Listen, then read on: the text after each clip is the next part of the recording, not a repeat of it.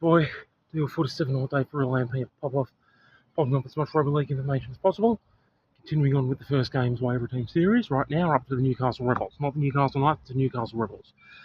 And so you don't miss any essential rugby league information watching this video in its entirety all the way through to the end as per always. So, previous video was the Newcastle Knights' first ever game, 1988 round 1. They'd lost to Parramatta Eels 28-4 at Newcastle International Sports Centre. What a lot of people don't know is in the very first 2 years of the game, 1908 and 1909, there was a different Newcastle team, and they were called the Newcastle Rebels. They also used the same home ground that the Knights do, but they were a completely different team, and they do still exist to this very day, like in the lower grades, but not in first grade. So a lot of people don't know about Newcastle Rebels. So Newcastle Rebels were not the Knights. They had a red and white horizontal striped jersey, completely different from the Knights, nothing to do with the Knights. So, and they just happened to, be one of the foundation teams. Most people don't know. So, 1908 round 1 was the Newcastle Rebels' first ever game. And after an almighty struggle, they eventually lost to Glebe Dirty Reds 8-5. And I've mentioned this before, because it was also Glebe Dirty Reds' first ever game. So, the game played at Wentworth Park on the 20th of April 1908. The referee Tom Costello and the crowd 3,000 people. And Bill Bailey was a Newcastle Rebels player who got their first ever try and first ever goal. So he got their 5 points. Remembering tries used to be 3 points at the time. So he got their first ever try and converted it and got their first ever goal.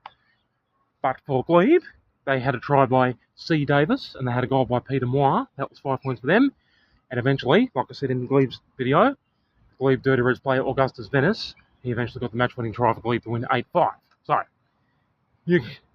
because I want to put in more information than just that, and because there was only 10 rounds in the 1908 season, and because Newcastle Rebels only ever played 1908 and 1909 2 seasons, why not just chuck in all their 1908 scores, I thought. So, quite ridiculously, quite incredibly, Newcastle Rebels, out of the 9 teams in the 1908 season, they'd finished in 5th, so they'd finished smack bang dead centre in the middle of the table. Every time they played a team below them, they won easy, but every time they played a team above them, they lost easy, believe that or not.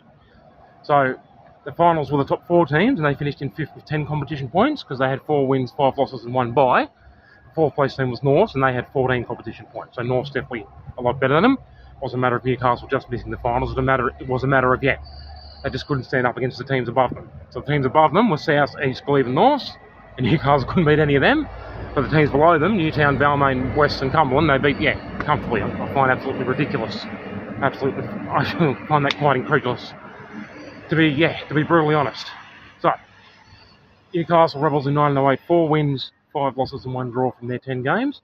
Scored 151 points in attack, conceded 116 in defence, for and against plus 35, at least they had a positive for and against, and all the scores. So, in round 1, we've already said they lost to Glebe 8-5 at Wentworth Park. In round 2, they had the bye. In round 3, they destroyed Cumberland 37-0 at Wentworth Park. And in round 4, they flogged the Wests 24-2 at the Agricultural Showground. There was a ground called the RAS, the Royal Agricultural Showground, which was a ground used at the time. In the first year, 1908, Wentworth Park, Birchgrove Oval, and the Royal Agricultural Showground were the 3 grounds that all the teams used.